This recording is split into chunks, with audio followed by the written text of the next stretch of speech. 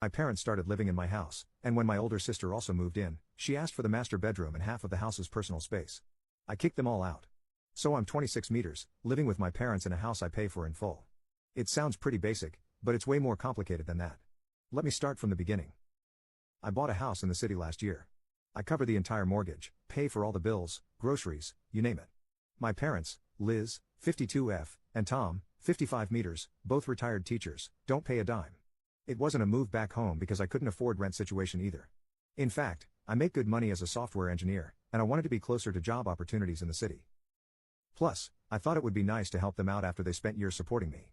It's a nice 3-bedroom house, nothing extravagant, but cozy with a backyard and a spacious living room.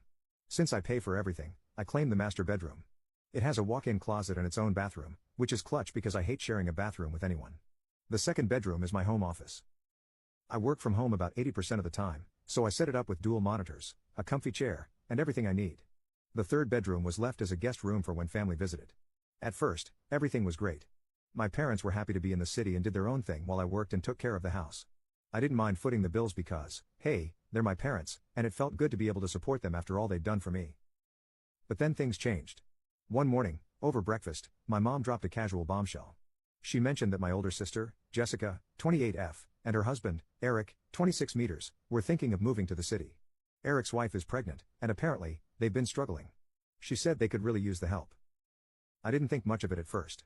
Jessica and Eric have always jumped from one bad situation to another, but I assumed if they moved, they'd get a small apartment nearby.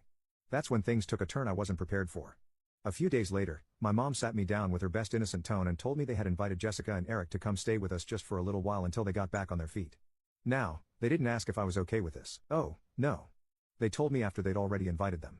I was still processing the whole thing when Jessica and Eric showed up with bags in hand, clearly planning to stay for the long haul. Here's the deal. Jessica and Eric moved in, and right off the bat, it was clear they had no plans to leave anytime soon. I'm already stressed, thinking about the extra expenses I'm going to incur. I'm paying for everything. Groceries, utilities, the mortgage, everything. And now, I've got 2 more people to support with no one asking how I feel about it.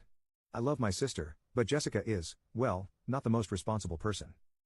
She always finds herself in messy situations, and everyone else ends up bailing her out. Eric is nice enough, but he has this entitled attitude that rubs me the wrong way. Like because she's pregnant, the world should cater to her. The tension started building almost immediately. A few days after they moved in, Eric started making these little comments. You know, the kind that seem harmless but are actually annoying as hell. Stuff like, this place is so big. It must be hard for you to clean it all by yourself, or we're going to need a lot of space for the baby stuff when it gets here. I didn't think too much of it at first, but then one evening, things escalated. Jessica and Eric pulled me aside and said they wanted to talk. I thought maybe they were going to apologize for the extra burden they were putting on me or maybe offer to help out financially. But no. Eric, all casual, says, so we've been thinking. It'd make more sense if we took the master bedroom. I blinked, thinking I must have misheard. But Jessica jumped in with, yeah. The baby's going to need a lot of stuff, and your room has the walk-in closet and private bathroom. Let me remind you, I pay the mortgage. I pay for everything. And these 2 were sitting here suggesting I give up my own room for them and their unborn child. The audacity hit me all at once. I managed to keep calm and said, why don't you just take the guest room? It's plenty big. Eric gave me a look like I just suggested something outrageous. That room doesn't have a walk-in closet, he said. The baby's going to need space. I was done. I'm not giving up my room. You can have the guest room or you can find somewhere else to stay. Jessica looked a little shocked. Like she couldn't believe I wasn't just caving in. But Eric? He was downright offended. That's when I knew this wasn't going to end well. Things started going downhill fast. The next couple of days, I noticed Jessica and Eric getting really comfortable. Their stuff was everywhere. Shoes kicked off by the couch, baby magazines scattered on the dining table. Eric even started talking about where he was going to put the crib, like he had already decided that they were going to stay in the master bedroom. One day, I had to go into the office for a meeting. When I got home, my blood ran cold. My personal stuff, clothes, computer monitor, everything was in the hallway. I stormed into the master bedroom, and there was Jessica, casually packing up the last of my things like it was no big deal. What the hell are you doing? I blurted out. She didn't even flinch. Your mom said we could start moving in here.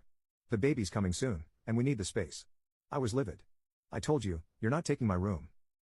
Jessica crossed her arms. The guest room is too small. I wasn't having it. I don't care. You're not taking my room. You can stay in the guest room or find somewhere else to live. At this point, Jessica was upset, but I didn't care. I stormed out of the room, grabbed my phone, and called my mom who wasn't even home at the time. Mom, Did you tell Jessica and Eric they could move into my room? There was a long pause. Finally, she admitted, well, I thought it would be the best solution.